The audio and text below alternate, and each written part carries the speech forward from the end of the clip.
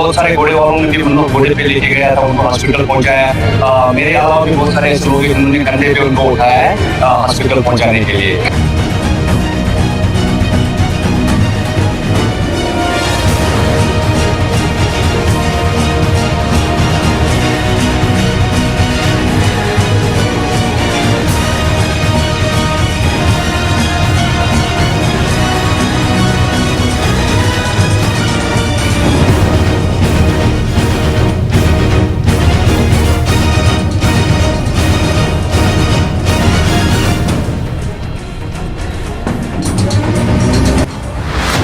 अप्रैल को जम्मू कश्मीर के पहलगाम में आतंकियों ने मासूम देशवासियों को जिस बेरहमी से मारा है उससे पूरा देश व्यथित है।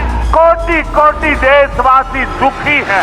सभी पीड़ित परिवारों के इस दुख में पूरा देश उनके साथ खड़ा है। करगिल से कन्याकुमारी तक हमारा दुख एक जैसा है, हमारा आक्रोश एक जैसा है। ये हमला सिर्फ निहत से पर्यटकों पर नहीं हुआ है, देश के दुश्मनों ने भारत की आत्मा पर हमला करने का दुस्साहस किया।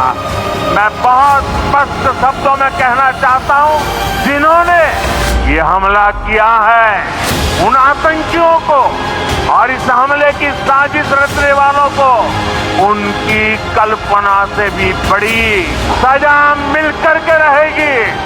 अब आतंकियों की बची खुची जमीन को भी मिट्टी में मिलाने का समय आ गया है।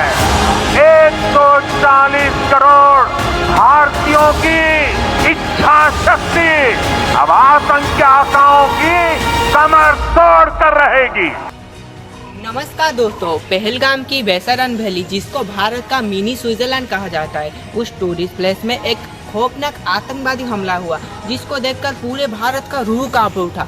अभी तक की जानकारी के अनुसार कम से कम 26 लोगों की जानें जा चुकी है और 17 लोग इंजर्ड है। मृतकों के सभी 26 लोग मेल थे। इस लोकेशन पर सिर्फ खच्चरों पर बैठ के पहुंचा जा सकता है, इसलिए रेस्क्यू ऑपरेशन के लिए हेलीकॉप्टर का मदद लिया गया, जबकि लोकल खच्चरों की मदद से वहां से इंजर्ड लोगों को वापस लाए। रेस्क्यू हुए 12 टूरिस्ट को पहलगाम की हॉस्पिटल में एडमिट किया गया और डॉक्टर्स की कामना है कि वो अच्छे कंडीशन में है। एक विक्टिम थे, उनका नाम है शाहिद आदिम हुसैन साहब, जो खच्चर चलाने का काम करते थे और पहलगाम की लोकल थे। वो टेररिस्ट से बंदूक छीना टूरिस्ट को बचाने के लिए और टेररिस्ट ने उनको बंदूक से गोली मार दिया और उनकी जानें चली गई। इनके अलावा एक क्रिश्चियन थे और 26 के 26 लोग जो मारे गए वो सब हिंदू थे और वो आए थे पहलगाम घूमने के लिए वैसारन वैली में। जैसे कि 32 साल के नीरज चूतवानी जो यूएई में काम करते थे और छुट्टियां मनाने के लिए उनके वाइफ के साथ आए थे पहलगाम में।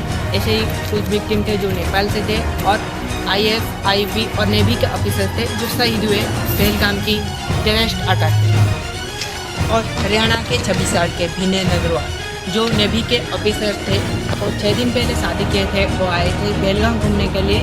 उनको पूछा तो वो कहे मैं हिंदू, तो उनको शूट करते हैं। आप बोले ना मुझे पर थी, क्या बोलते भेलपुरी खाली थी, मेरा पति साइड में था, एक इंसान है उसने उसको गोली मार दी यहाँ पे। उसने बोला कि और हमारे उड़ीसा से भी एक विक्टिम थे जो उनका नाम है प्रशांत कुमार सतपति, जो हिंदू थे, उनको भी गोली मार दिया और उनकी पत्नी 1 घंटा सहायता मांगा, कोई भी नहीं सहायता किया।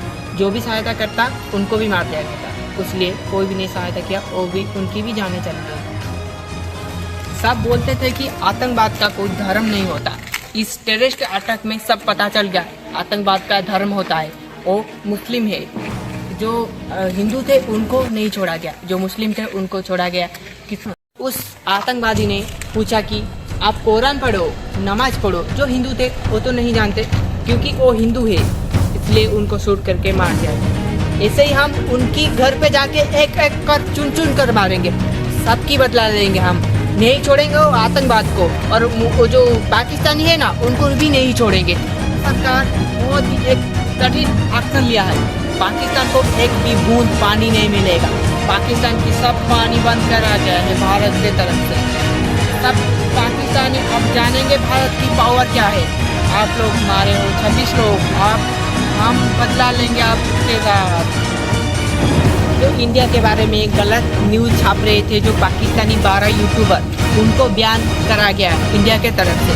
बहुत ही अच्छा एक्शन है, ऐसे ही बहुत ही कड़े एक्शन लिया जाए तो पाकिस्तान रोएगा और तड़पेगा। ऐसा ही चाहते हैं हम, ऐसा ही चाहते हैं।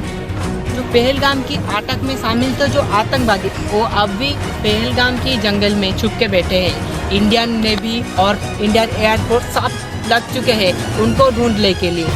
उनको नहीं छोड़ेंगे, एक एक कर चुन कर मारेंगे जो शामिल थे वो जो आतंकवादी हमले में आतंकवादी। आप कुछ दिन बाद देखोगे वो आतंकवादी भी शहीद हो गए, उनको भी नहीं छोड़ा जाएगा। और पाकिस्तान को हम नहीं छोड़ेंगे, उनको बहुत ही कठिन से कठिन दंड देंगे हम, कठिन से कठिन दंड देंगे।